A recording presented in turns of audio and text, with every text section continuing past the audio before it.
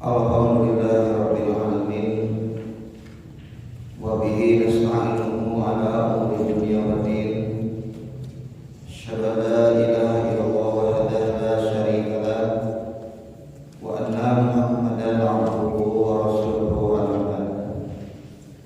Wa imam rahimahullah, kalau pertemuan ayeuna robina make edisi khusus madrasah surah At-Taubah ayat 36 tumali sareng pembahasan tujuan kaitan sareng sasih Muharram sebagai awal sasih dina taun Hijriah. Surat At-Taubah ayat 36.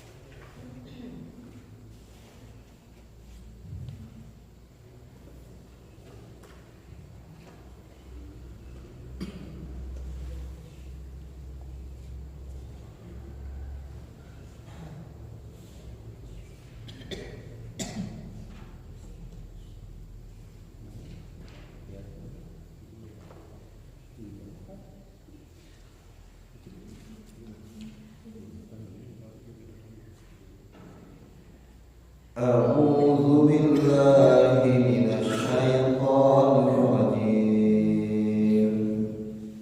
A'udzu billahi minasy syaithanir rajim.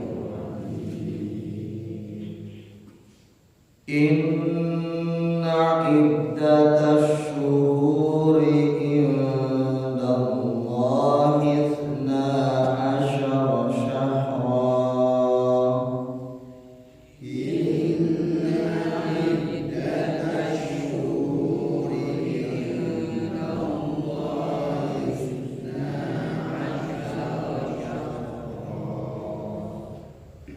Fi kitabillahi yawma khalaqas samawati wal arda minha arba'atun hurum. Fi kitabillahi yawma khalaqas samawati wal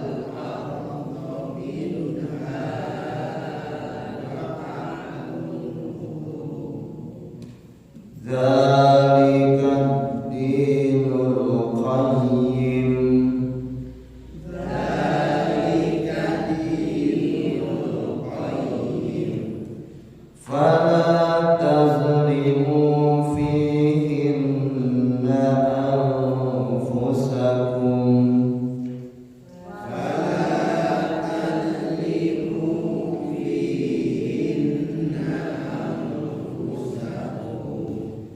Waqatilul musyrikina kaffatan kama yuqatilunakum kaffatan.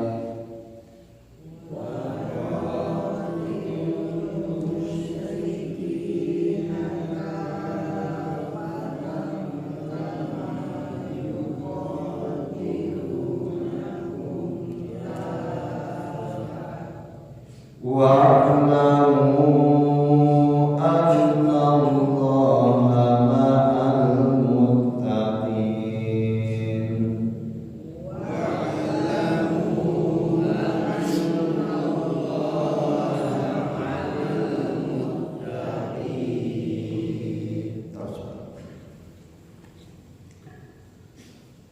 Inna iddatas syuhuri, sesungguhnya jumlah bulan-bulan, indallahi, di sisi Allah itu, isna asyar syahr, yaitu berjumlah 12 bulan. Fi kitabillah, di dalam ketetapan atau di dalam kitab Allah, yauma khalaqas samawati wal arda, semenjak hari Allah menciptakan langit-langit dan bumi, minha, di antara yang 12 bulan itu, arba'atun hurum, ada 4 bulan yang haram. Dzalika dinul qayyim, itulah agama yang lurus. Fala taslimu fihinna anfusakum, maka janganlah kalian menzalimi diri-diri kalian pada bulan-bulan haram itu. Wa qatilul musyrikina kafatan, maka perangilah orang-orang musyrik secara kafah. Kama yuqatilunakum kafah, sebagaimana mereka memerangi kalian secara kafah. Wa'lamu, dan ketahuilah oleh kalian, anallaha, sesungguhnya Allah, ma'al muttaqin, bersama orang-orang yang bertakwa. Ikhwatu iman rahimakumullah, dumasar ayat 36 surah At-Taubah ini aya sabaraha catatan penting kamuran tumali sareng nantoskeun jumlah bulan dina sataun berdasarkan panduan syar'i. Yang disebut sataun teh Allah, jumlahna aya 12 bulan. Dina ketetapan Allah, tikawin Allah nyiptakeun langit sareng bumi.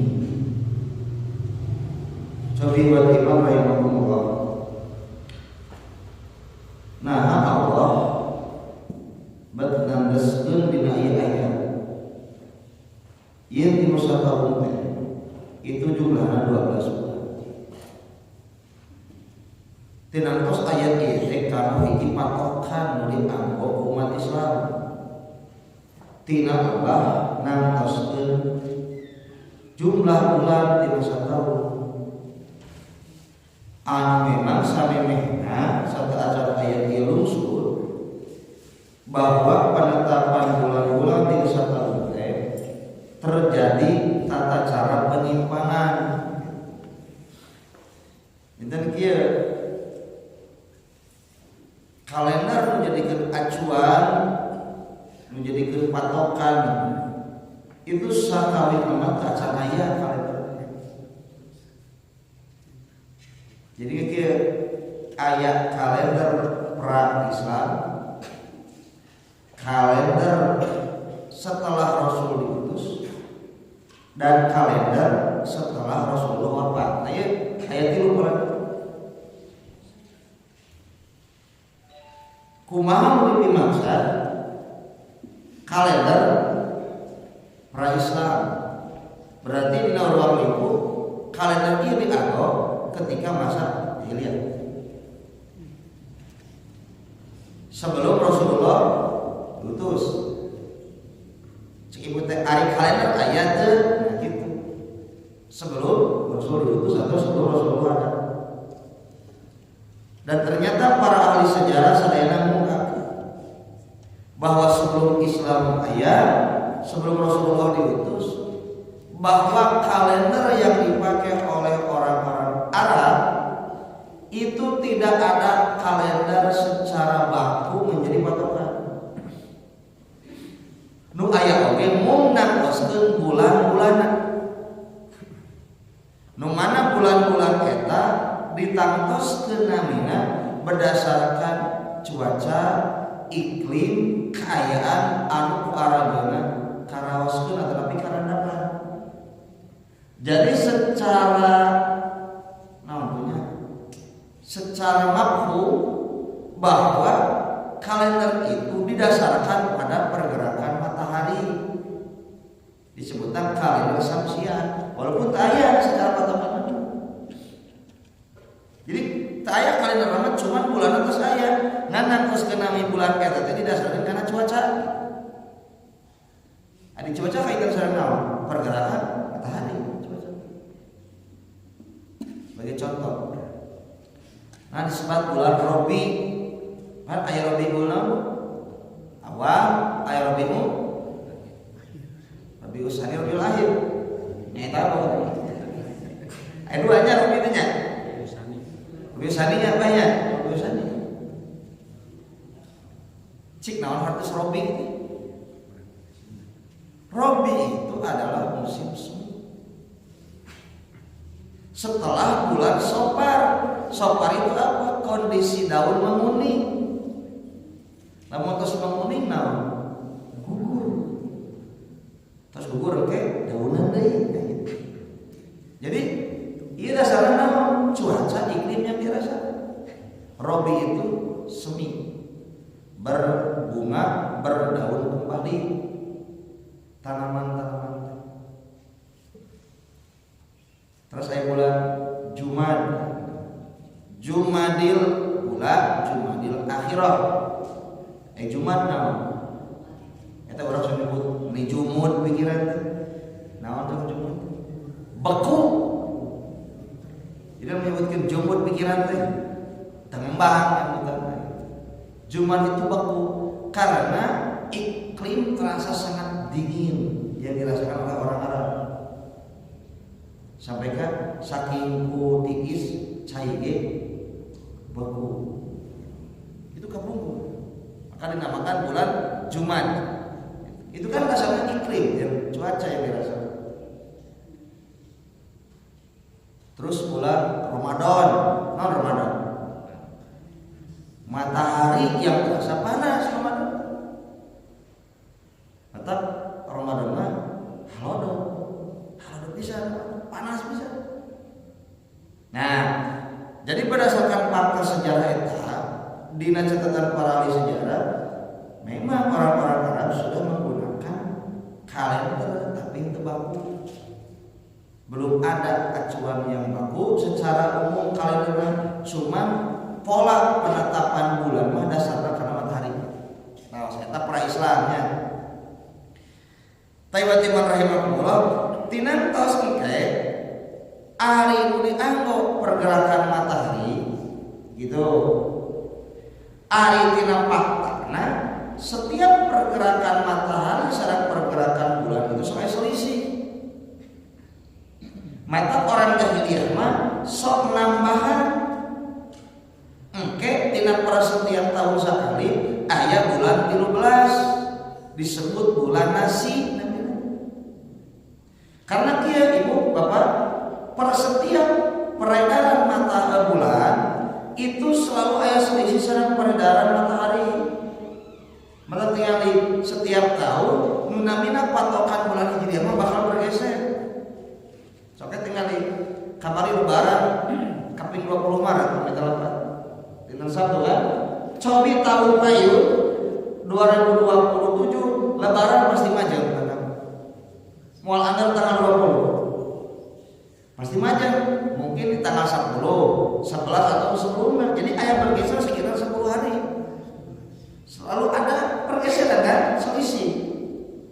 Nah supaya tidak ada selisih tersebut, orang jahiliyah mah sok engke ngetan per sabulan teh 10 per sabulan teh seberapa hari, kene jumlah jamnya tina satahun teh kudu aya sabulanan 30 hari. Maka engke nambahan bulan ke-13 disebut praktek anasi cek bahasa Arab. Mata ketika ayat 37 na innaman nasi'u ziyadatun fil kubri praktek anasi nambahan bulan dina sekian tahun supaya seimbang antara kalender matahari jeung kalender bulan eta teh bukti tambahan dina bulan. Mata Allah satahun teh lain 13 bulan gitu maksudnya. Kekewe satahun teh seberapa bulan? 12 gitu. Jadi ayat ieu turun teh karena bantah tradisi jahiliyah. Jadi pahaminya punya. Jadi nah Allah setahun teh 12 bulan ya gitu maksudnya. Karena bantah proses itu lama orang jahiliyah. Nah, eta kalender kahiji, kalender pra-Islam. Kedua, kalender pasca adanya syariat Islam. Nah, ia tidak catatan para ahli sejarah bahwasanya setelah Rasul diutus pun tahun itu tidak ada dijadikan kalender baku di tahun ke tahun.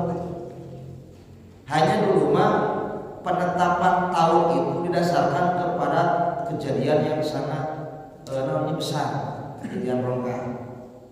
Sebagai contoh, tahun sabaraha ari Nabi lahir disebutkan ke tahun sabaraha Hijriah nama, tapi tahun lahir Nabi mah disebut ketika tahun gajah. Tahun gajah kenapa disebut tahun gajah? Karena Raja Abraham nyerang apa? Nah, eta teh tragedi yang besar. Abraham mau pasukan gajah dina agresi militer teh. Nah, itu kan kelahiran Nabi tahun berapa? Bukan, karena tidak ada patokan. Cuman kejadian-kejadian besar dianggap sebagai patokan.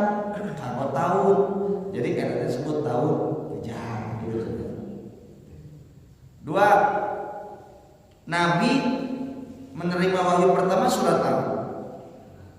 Al-Alaq ayat seberapa? Di mana aja? Tahun seberapa? Kata terangnya, karena para sejarahnya duka cuman tahun nampina wahyu Rasul pertama kali disebut Amul Bi'sah. Nah, Amul Bi'sah tahun pertama kali Nabi diangkat nampi SKT Allah sebagai Rasul, begitu. Jadi nanti ada Amul Fil tahun gajah, ada Amul Bi'sah tahun Nabi pertama kali diangkat jadi Rasul. Ayat tahun sebagai patokan secara menyeluruh kalender cuma dasarnya kejadian-kejadian rongga. Nah, itulah yang dialami oleh Rasul sampai ke Rasulullah wafat. Ayat tahun mah cuma bulan-bulan mah dianggap Nabi. Sehingga saum bulan Ramadan, kan gitu. Haji ke bulan Zulhijjah, itulah bulan mah dianggap cuma tahun atau kalender umat acan aya. Ketiga, kalender yang dibentuk atau dibuat pasca Rasulullah tidak ada. Dan ini kalender yang baru dijadikan acuan umat Islam pertama kali ada di zaman sahabat Umar bin Al-Khattab. Gitu. Nalika Umar pada awalnya menerima sepucuk surat ti Gubernur Basrah Irak yang bernama gubernur Abu Musa Al-Asy'ari mengirim pesan kepada Umar untuk mengingatkan khalifah bahwa setiap kali surat yang datang itu di bulan yang sama tetapi tidak tahu ini tahun keberapa.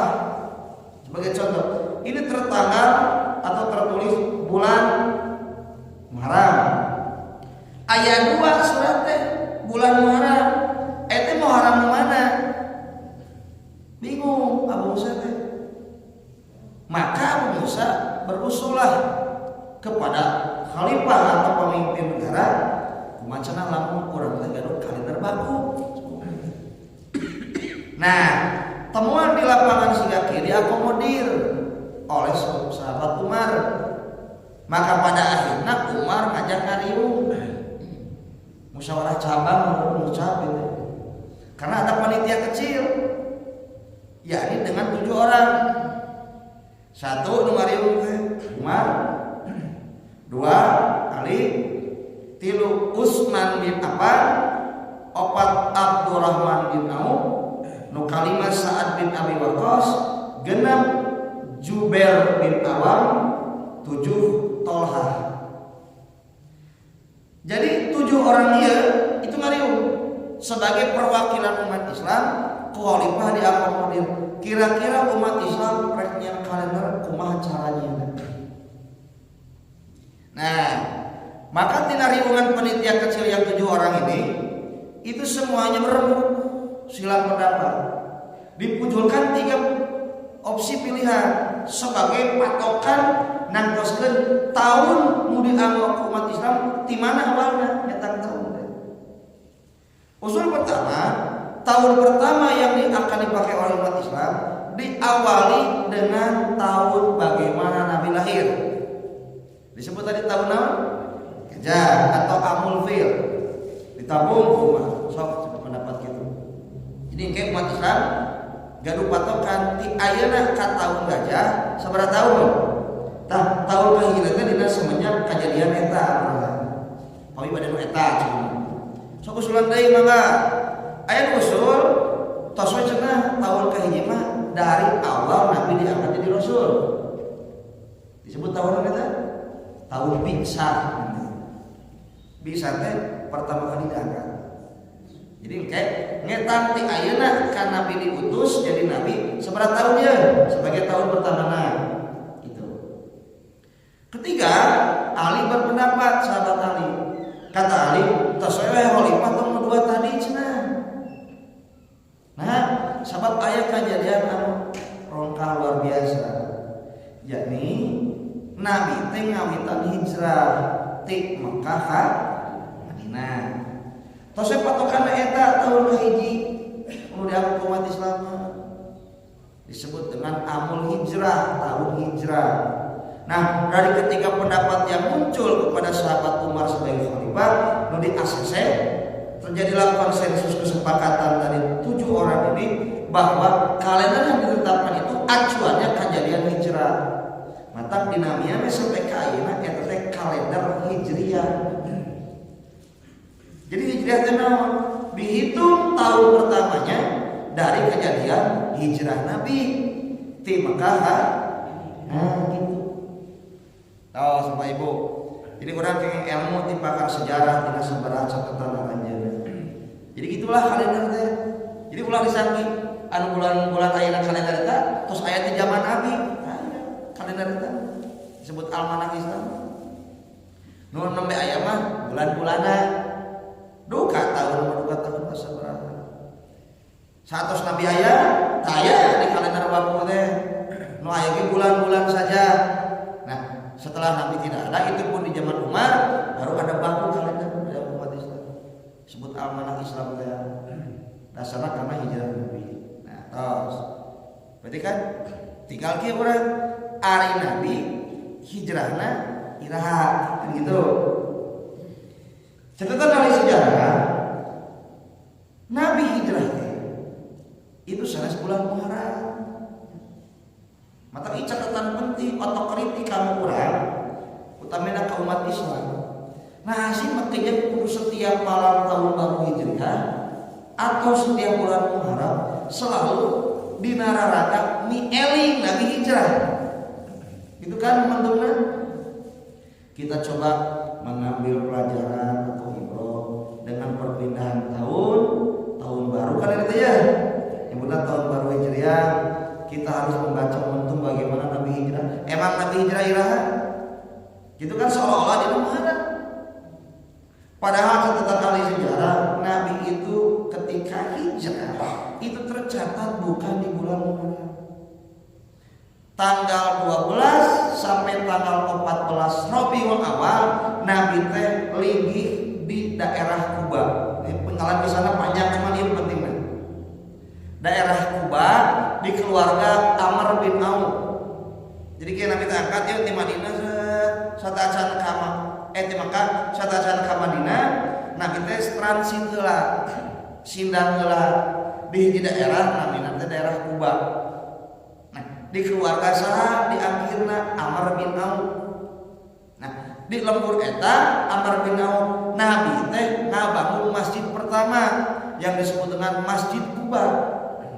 Jadi masjid yang dibangun Nabi pertama kali bukan Masjid Nabawi, tapi Masjid Quba. Catatan sejarah di keluarga daerah Amr bin Auf.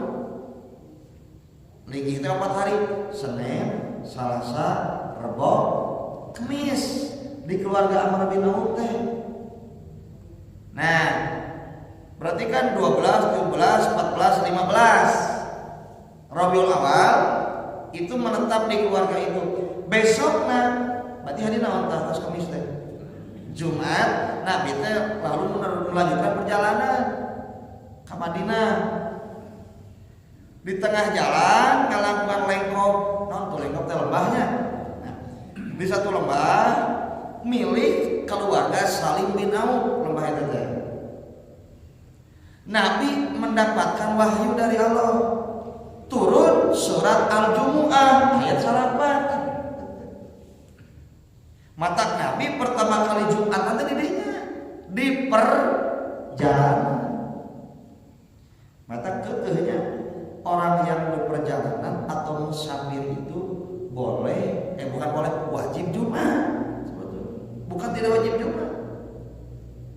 Cuman kan enak fatwa musafir boleh tidak Jumat dari guru kita di Dewan Hisbah. Karena apa? Karena ayat keterangan dalil. Ketika Nabi melaksanakan haji wada, Nabi di hari Jumat melaksanakan sholat zuhur jeung asar di jamaah kosong. Henteu Jumat.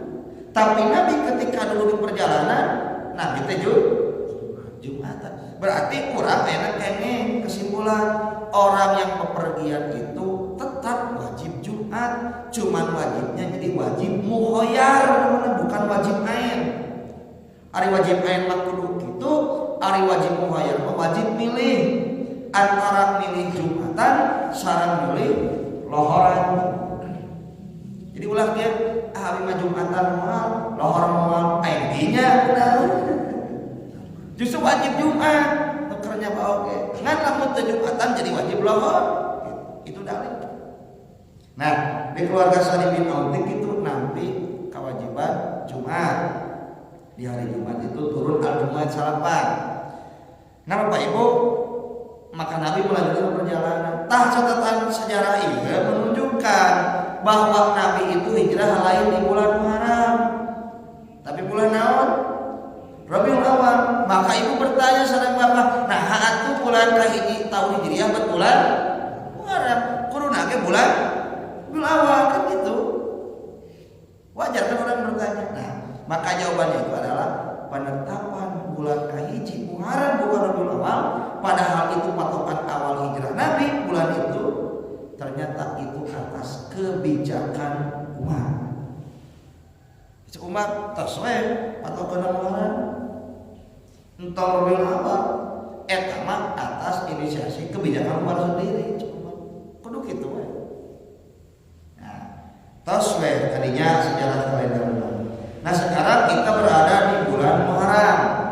Dan ternyata Allah minha dina 12 bulan itu teh arba'atul hurum aya 4 bulan haram. Nah, hari haram teh atuh. Nah, berarti kan pernah dibuka. Ternyata Bapak Ibu kalimat haram teh tidak sesederhana kurang dipahami. Pada awal artosna tetapi arti haram itu 2. Satu, arti haram itu awalnya adalah suci. Yang kedua, arti haram itu adalah terhormat. Jadi ulah kajol haram teh haram jika urang hukum haram. Itu mata bulan haram teh bulan haram. Kamu haram jadah gimana? Jadi urang apal haram teh haram gitu. Atau kita mah masjidil haram teh masjidil haram gitu.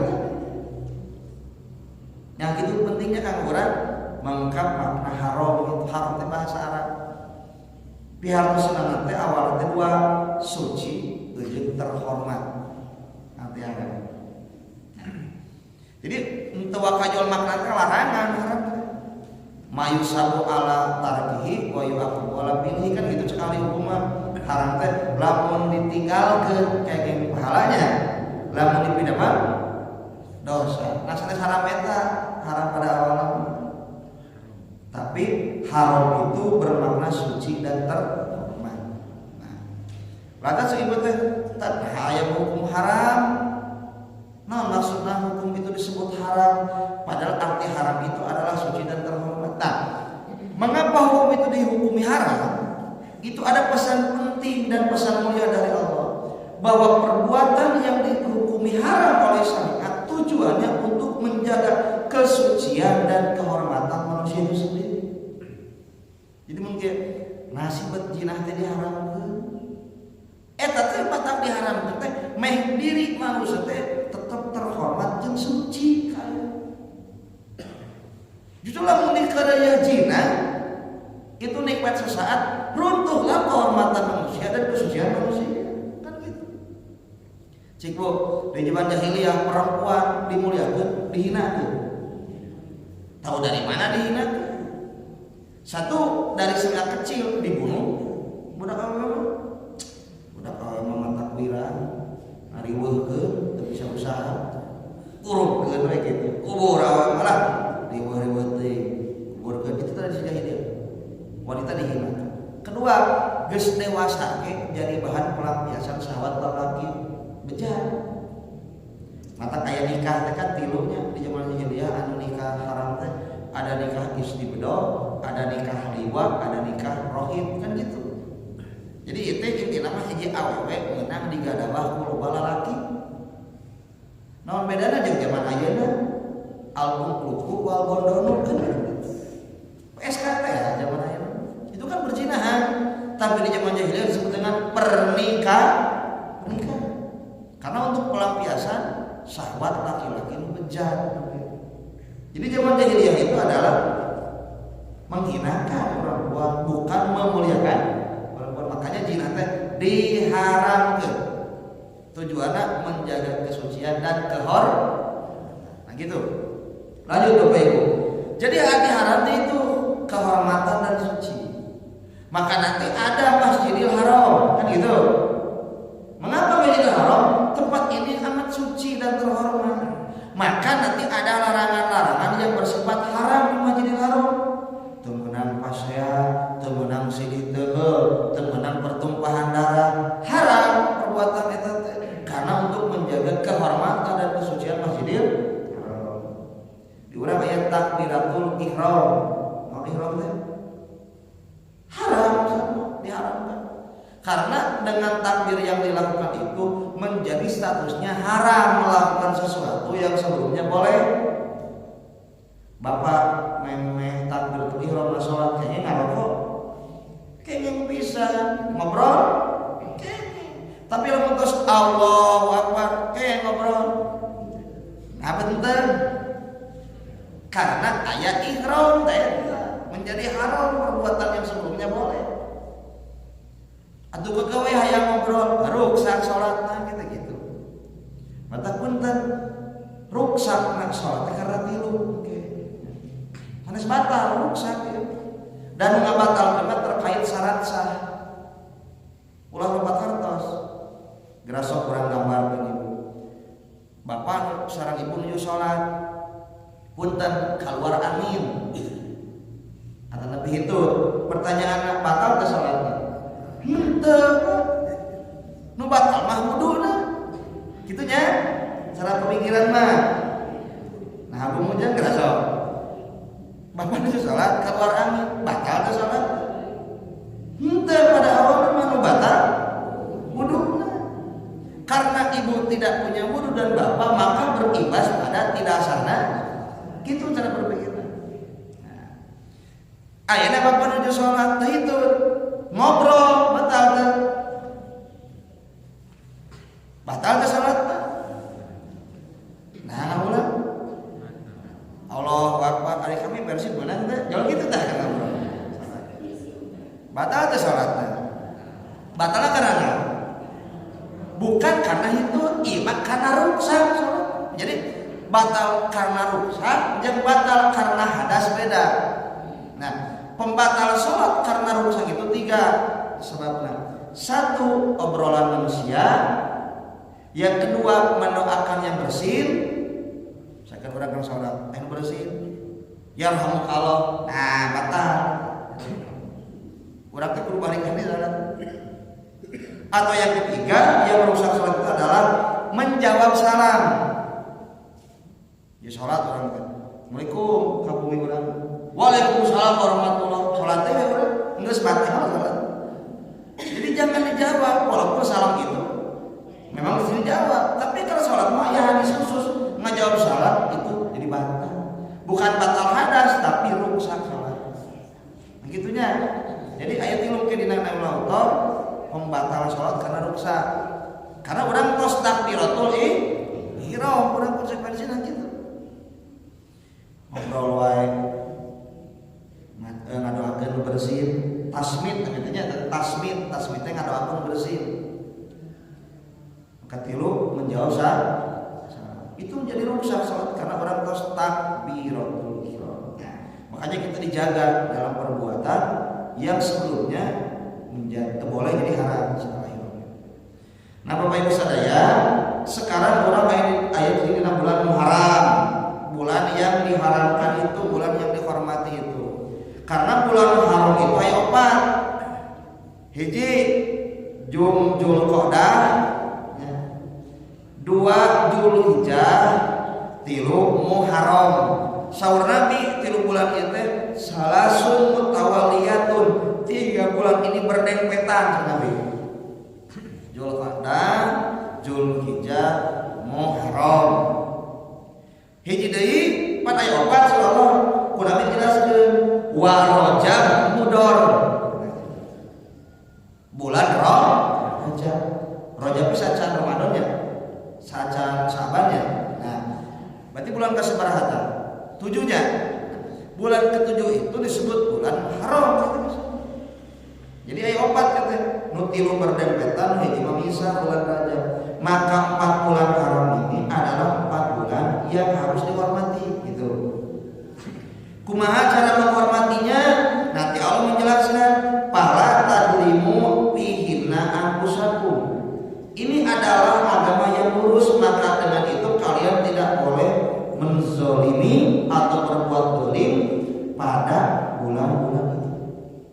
Tak tidak tafsir Ibnu Katsir yang nusanesna, orang yang berbuat dosa di bulan-bulan terhormat itu ternyata lebih besar dosanya di sisi Allah. Tapi saya sekadar emotan ge, berarti lamun itu mah beres Muharram, kita kan sabar, atuh nah dosa rada ringan begitu. Dosa di luar bulan haram ini besar, tapi ketika di bulan haram dilakukan itu lebih besar. Saking kudu ngajaga kehormatan bulan gitu. Nah, tos we. Jadi urang kudu ngajaga bulan haram itu dengan perbuatan yang sangat terarah. Tidak boleh berbuat maksiat, kedzaliman di bulan-bulan eta demi menghormati bulan eta. Tah enak kieu, timuri gaduh analisis. Ternyata banyak perbuatan dosa umat Islam yang tidak disadari ketika berada di bulan. Catat banyak. Ini adalah amalan yang tidak sesuai dengan sunnah, terutama ketika masuk di bulan Muharram. Kieu catatan nu kahiji Bapak Ibu. Orang berbuat dosa itu hati kecilnya akan menyadari eta dosa. Pelaku maksiat hati kecilnya akan menetapkan eta teh maksiat. Sehingga contoh, seorang pelaku kriminal pencurian itu bakal narima hatena sorangan manehna teh salah. Tukang maling teh sok kabangsat nanya, ari perbuatan ente benar salah. Dan bakal menjawab salah. Di mana apal salah? Balikeun da aya duit mana di bangsa? Kan gitu. Mau enggak uangmu dicuri? Kan mau berarti maling duit batu teh manehna ge sadar salah. Itu orang-orang berbuat maksiat akan menyadari. Nah, tapi ayat si para ulama jangan maksiat sadar maksiat. Bahkan merasa dia itu tidak sedang maksiat tapi sedang ibadah. Sahat mereka adalah ahlul hawa wal bidah. Mereka adalah orang yang menjadi pelaku hawa nafsu dan perbuatan bid'ah. Disebutnya ahlul ahwa wal bid'ah, pemuja hawa nafsu dan pelaku bid'ah. Mereka adalah orang yang tidak menyadari perbuatan dosanya sendiri. Sebagai contoh, ahlul ahwa pelaku hawa nafsu, orang-orang Syiah. Itu ahlul ahwa. Mereka itu pemuja hawa nafsu. Karena Syiah mah dua. Satu syibabul batni, ngawareukeun beuteung.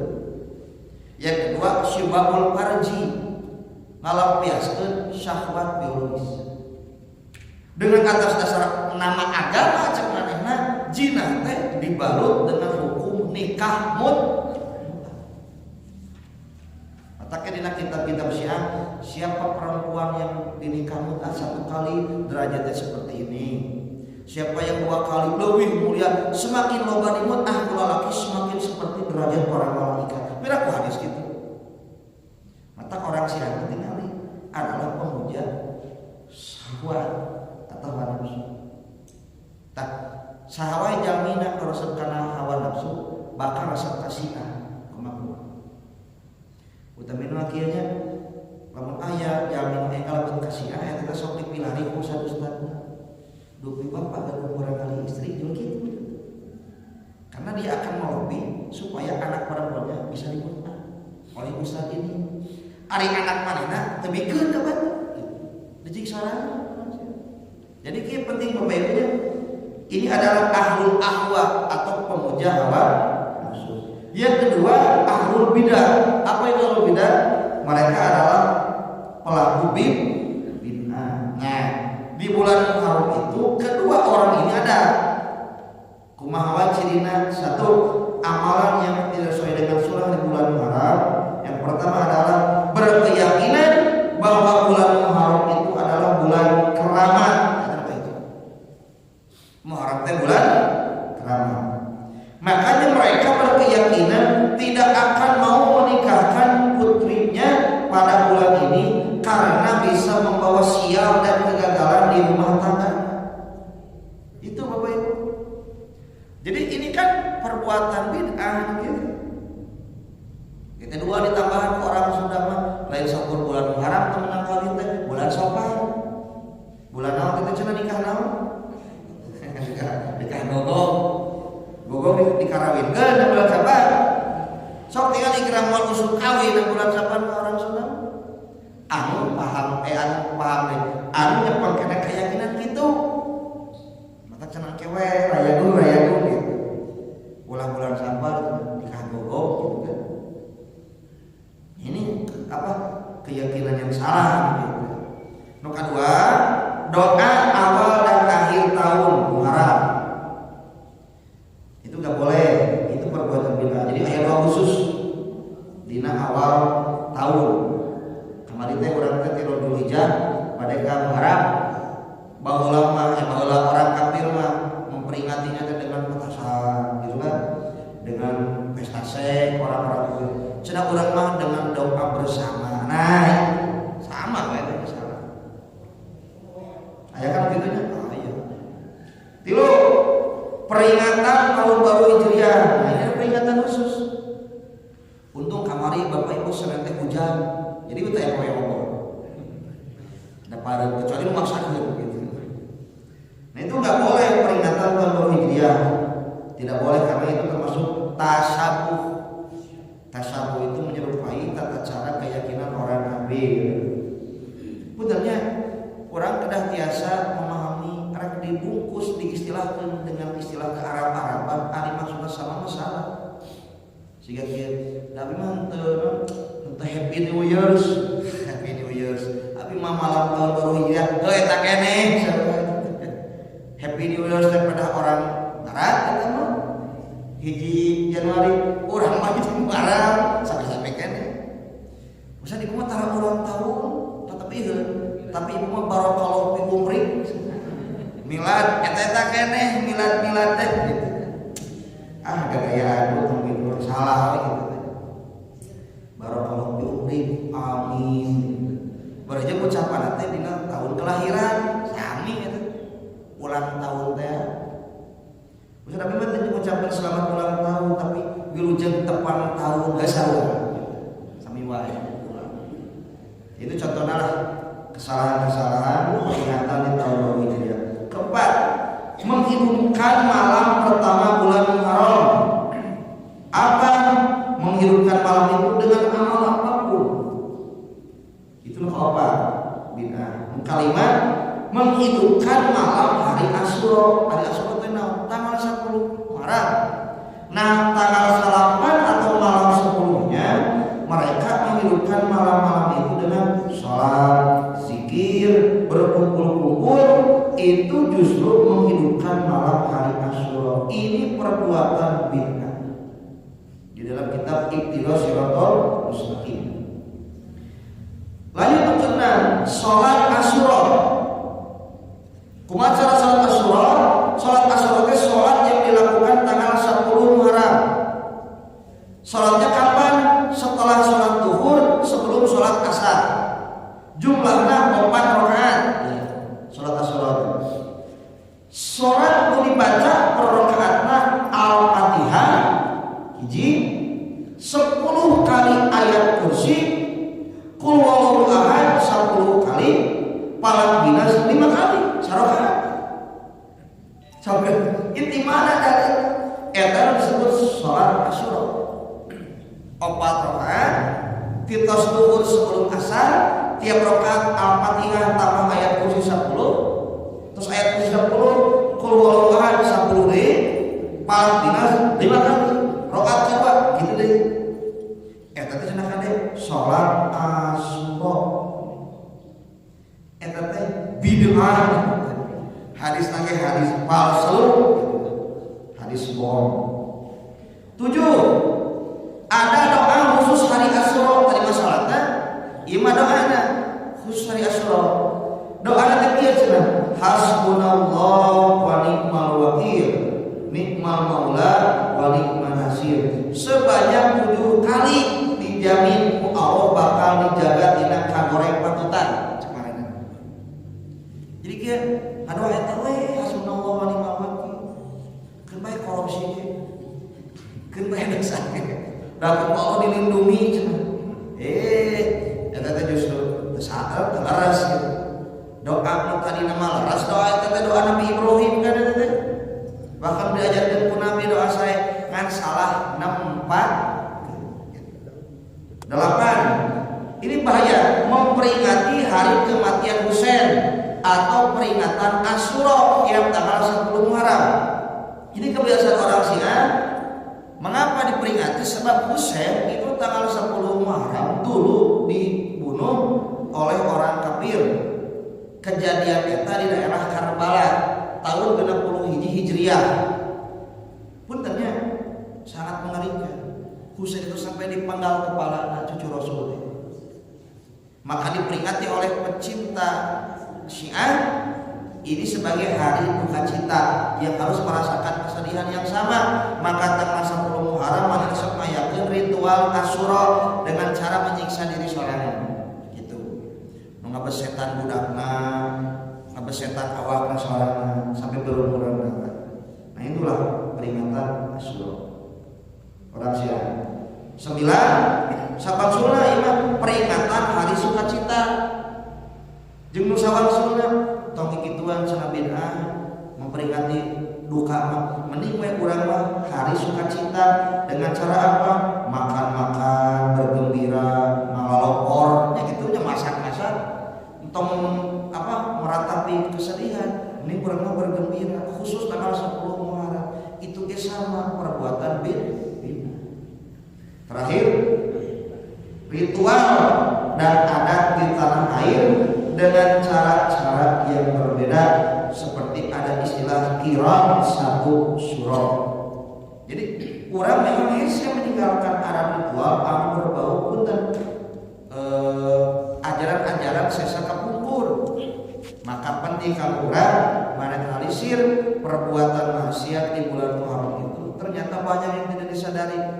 bukan hanya tadi sifatnya perbuatan dosa besar yang dohir, tetapi perbuatan bid'ah yang ternyata itu adalah dosa besar jarang yang tekapalirek ku umat Islam secara umum.